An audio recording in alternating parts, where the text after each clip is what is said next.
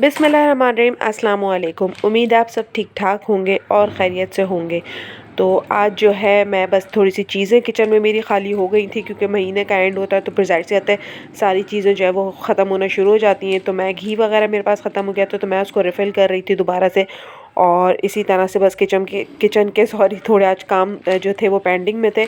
और यहाँ पे आलू प्याज वगैरह भी आए थे तो मैंने कहा ये इसका स्टैंड भी साफ़ कर लूँ और इनको भी जो है सही करके रख दूँ क्योंकि मज़ीद भी ख़रीदे थे। और आलू में ना इतनी मिट्टी आ रही है आजकल के स्टैंड जो है ना बार बार इसका साफ़ करना पड़ा। बहुत मिट्टी वाले आलू आ रहे हैं ना, तो जो है ना ये साफ़ करे बगैर रख दो तो फिर ये सारी मिट्टी जो है ना ये और ज़्यादा बढ़ जाती है और फिर गंदगी लगती है। तो मैं जब भी डालती हूँ ना साफ़ करके डालती हूँ। तो बस ये सारे काम चल रहे हैं और बस रमज़ानों की भी तैयारी चल रही है।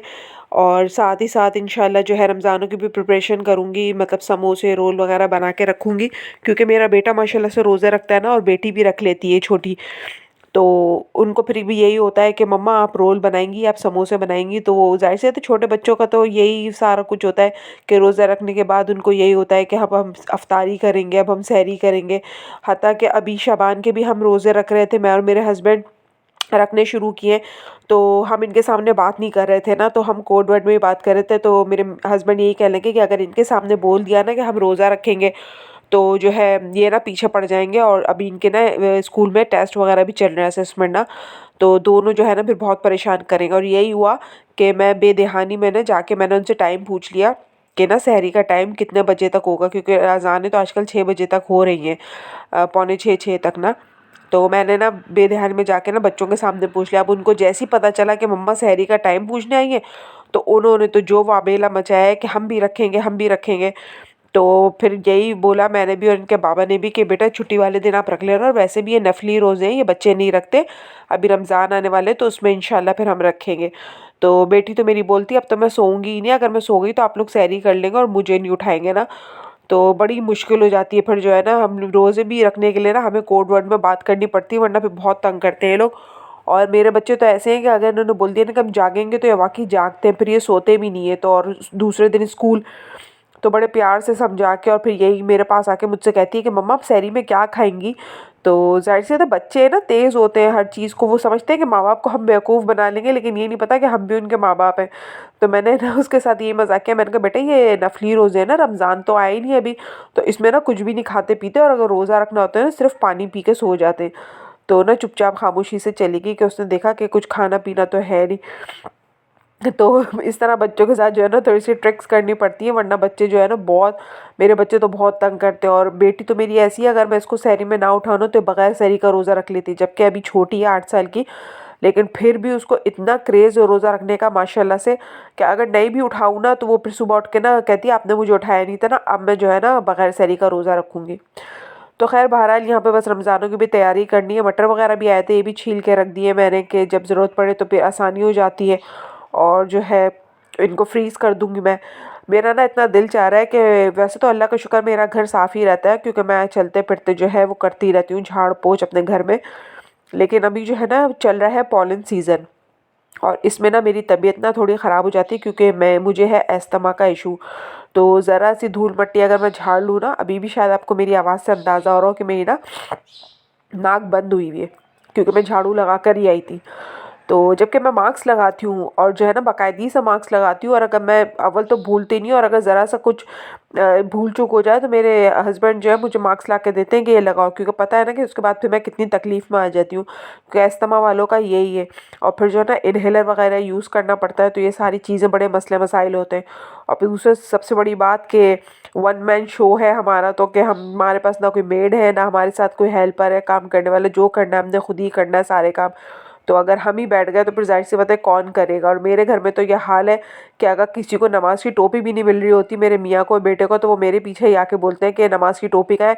ये नहीं देखते कि जहाँ रखती हूँ मैं, जो जगह बनी हुई है वहाँ ढूंढ ले ज़रा सा, और लगा के ना अपनी जगह पे नहीं रखेंगे, इधर उधर जो है ना डाल देंगे कहीं भी, या नमाज के नीचे दबा देंगे, और फिर ना मुझसे आके डायरेक्ट पूछेंगे कि नमाज की टोपी का है।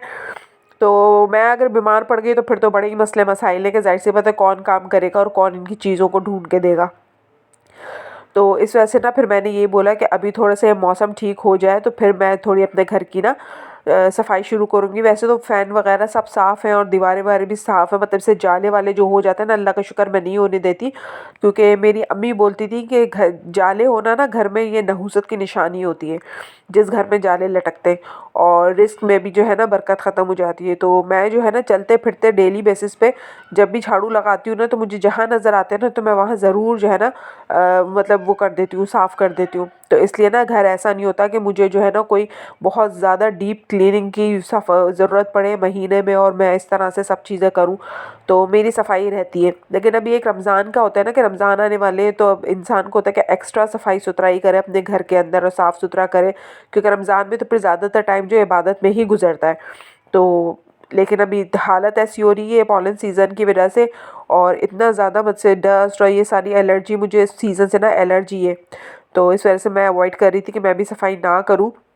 और जब मौसम थोड़ा सा ठीक हो जाए तो फिर ये है कि थोड़ी बहुत सफाइयाँ करना स्टार्ट करूँगी। तो यहाँ पर जो है आज मैं बना रही हूँ वाइट सॉस पास्ता, और ये मेरे बेटे की बहुत जो है डैम फरमाइश थी, बहुत दिनों से जो है ना समझे कि तड़प रहा था वो कि मुझे वाइट सॉस पास्ता खाना है, और मेरे पास जो है ना सामान थोड़ा कम था, सामान था नहीं 3-4 दिन से ना। तो फिर जो है ना मैंने खुद ही ने अपने बाबा को बोला कि बाबा वो जो है ना इसमें ना ये चीज़ें डलेंगी, इसने वीडियो देखी और देख के ना अपने बाबा को बोलता है कि ये चीज़ें डलेंगी, मुझे ला के दे दें, और उन्होंने भी ना ला के दे दिया। मुझे बोलते हैं कि ना ये वाइट सॉस पास्ता का सामान लाओ, इसको बना के दे देना। तो खैर फिर मैं सारी चीज़ें मैरिनेट कर रही थी, चिकन मैंने मैरिनेट करके रख दी है, और यहाँ मैंने पास्ता भी बॉयल होने रख दिए। चिकन की मैरिनेशन मैंने ये किया कि 2 चम्मच मैंने जो है दही लिया, दही अच्छा थिक सा था, पानी वाला दही नहीं लिया, थोड़ा थिक दही था, वो लिया। उसमें डाला अदरक लहसुन का पेस्ट, कुटी हुई लाल मिर्चें, नमक, काली मिर्च और जो है क्रीम। तो बस ये डाल के उसको मिक्स कर लिया, और उसमें चिकन मैरिनेट करके 15-20 मिनट के लिए, और फिर उसको तेल डाल के जो है पैन में अलग से फ्राई कर लेंगे। और उधर पास्ता रखा हुआ बॉयल होने, तो बस फिर इसका वाइट सॉस बनाएंगे, और वाइट सॉस बनाने के बाद उसमें पास्ता डाल के, और ये चिकन का जो है स्टेक टाइप का ये बन जाएगा, और बहुत मज़े का बना था। तो ये रख देंगे।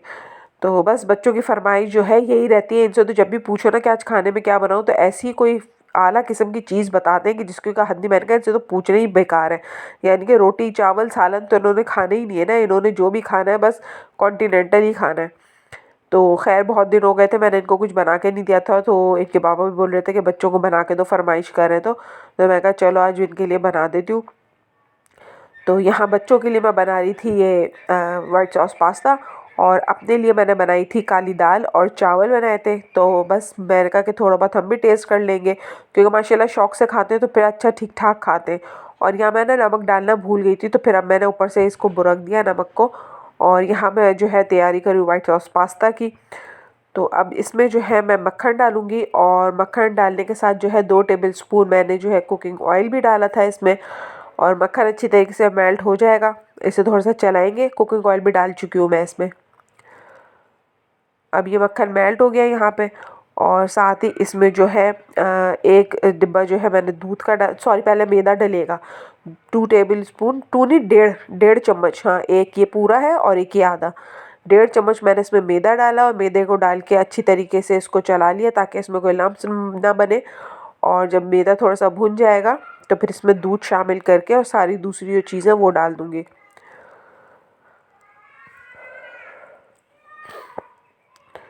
तो बड़ा अच्छा बना था और बच्चों को बहुत मज़ा आया था, और खा के मेरा बेटा कहता है मम्मा मुझे सुकून मिल गया। मैंने कहा ज़ाहिर सी बात है, इतने दिन से बोल रहे थे तो खा के सुकून ही मिलेगा। और उसको बड़ी ना ये चीज़ों का वो होता है, और बार बार मेरे साथ ना किचन में आके, कभी मैं चिकन को हैमर कर रही थी तो वो हैमर कर रहा, कभी चम्मच चला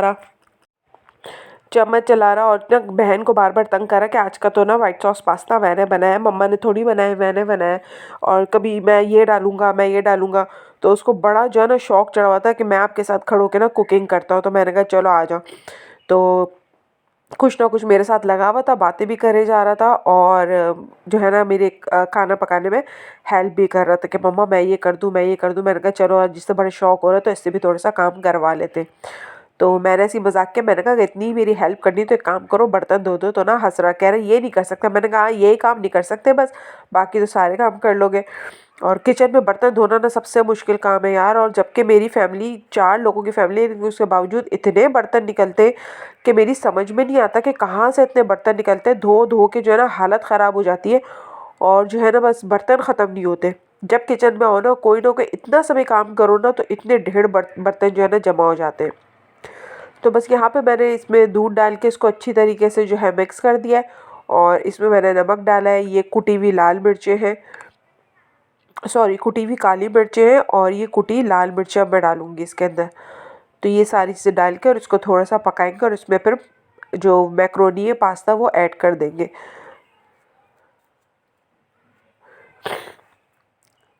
और ये थोड़ा सा मिक्स हर्ब है ये भी डाल देंगे।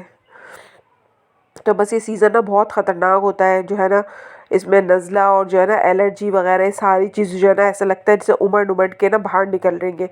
तो मुझे बहुत एहतियात करनी पड़ती है अपने लिए कि मैं ज़रा सा भी अगर इस चीज़ों से चूक जाऊँ ना, और कभी ऐसा होता है कि छोड़ो यार मास्क वगैरह तो लगाया हुआ है काम कर लेते, लेकिन उसके बाद जो साइड इफ़ेक्ट्स भुगतने पड़ते हैं ना, तो उससे फिर अपने आप पे गुस्सा आ रहा होता है कि क्यों मतलब टार्ज़न बनने की कोशिश की थी, ये जब पता है कि हालत ऐसी हो जाती है। तो इस वजह से जो है ना मैंने इस दफ़ा बिल्कुल भी ना हाथ नहीं डाला है ऐसी चीज़ों में। मैंने कहा मेरी तबीयत अगर ख़राब हो गई तो फिर मैं ख़ुद किसी काम की नहीं रहती। और जिनको खुदा न खास्ता अस्थमा होगा तो वो इस बात को ज़रूर समझेंगे कि अगर एक दफ़ा तबीयत ख़राब हो जाए ना तो फिर वो टाइम लेती है ठीक होने में ना। और मेरे तो इतने भागम दौड़ी के काम होते हैं सारी चीज़ों में, तो मैंने कहा कि नहीं मैं इस तरह का ना भी कोई वो रिस्क नहीं ले सकती। तो इंशाल्लाह ये है कि 2-4 दिन में किचन की सफाई तो शुरू कर दूँगी, कैबिनेट वगैरह जो है ये तो साफ़ करना शुरू करूँगी मैं। बाकी घर की झाड़ पोंछ तो ये है कि जब तबीयत मेरी ठीक हो जाए और मौसम थोड़ा ठीक हो जाएगा तो फिर देखूँगी, फिर स्टार्ट कर दूँगी मैं। और माशाल्लाह से रमज़ान भी आने वाले हैं और इस तरह से उड़न-छू रमज़ान लास्ट का गुज़रा था और ये भी गुज़र जाएंगे कि हम यही बोलते हैं कि रमज़ान आ रहा है, रमज़ान आ रहा है, और रमज़ान कैसे आता है ख़त्म हो जाता है और ईद बकरा ईद आके ख़त्म हो जाती है और कुछ पता ही नहीं चलता कि दिन ऐसे गुज़र रहे हैं कि जिसकी कोई हद नहीं कि बस आँख बंद करो। और लेकिन फिर भी कहते हैं कि अल्लाह का शुक्र अदा करना चाहिए कि आपके दिन ऐसे गुज़र रहे हैं कि आपको पता भी नहीं चल रहा और आपके इतने अच्छे दिन गुज़र रहे हैं कि मतलब कोई तकलीफ़ परेशानी, अपने घर में सुकून से बैठे हुए खा रहे हैं पी रहे हैं अपनी सेफ छत के नीचे बैठे हुए। तो ये भी अल्लाह का बहुत बड़ा एहसान है, शुक्र है अल्लाह पाक का कि इस दौर में और इतनी महंगाई में अल्लाह ताला ने हमें अपने घर में बिठाया हुआ है और हर तरह की नेमत खिला रहा है हमें। हम खाना भी खा रहे हैं, गोश्त भी खा रहे हैं, फ्रूट भी खा रहे हैं, हर चीज़ मतलब अल्लाह ताला ने मैसर की हुई है। बहुत अल्लाह का एहसान है कि बहुत लोगों से अल्लाह ने बहुत अच्छा रखा हुआ है। तो इसलिए जो है ना हर वक्त बहुत शुक्र अदा करना चाहिए अल्लाह पाक का। और बहुत जो है ना इस बात से जो है ना अपने आप को खुशकिस्मत समझना चाहिए कि हमें अल्लाह ताला ने कितने सारे लोगों से कितना अच्छा रखा हुआ है और हमें हमारे इर्द गिर्द इतनी सारी नेमतें हैं कि जिसकी कोई हद नहीं। तो पास्ता यहाँ पे तैयार हो गया और ये जो थोड़ा सा ब्राउन मसाला नज़र आ रहा है ना आपको, ये चिकन का जो मसाला उसमें फ्राई पैन में बचा था ना, ये मैंने इसी में डाल दिया। तो बस यहाँ पे पास्ता तैयार हो गया और मेरे बच्चे जो है वो माशाल्लाह से पास्ता एंजॉय कर रहे। और मैं अब थोड़ा सुख का सांस लेके बैठी थी यहाँ पे कि अब मैं जो है चाय बनाऊँ और थोड़ा सा टीवी देखूँ और अपना थोड़ा सा आराम करूँ, क्योंकि बैक टू बैक काम लगे हुए थे और इसी असना में मुझे बच्चों को स्कूल भी लेने जाना पड़ा। तो बस मैं अच्छी खासी थक गई थी, अब मैंने कहा मैं थोड़ा सा रेस्ट करती हूँ। इसी के साथ इजाज़त चाहती हूँ। मेरे चैनल को लाइक सब्सक्राइब शेयर ज़रूर कीजिएगा, मुझे रखिएगा दुआओं में याद। अल्लाह हाफ़िज़।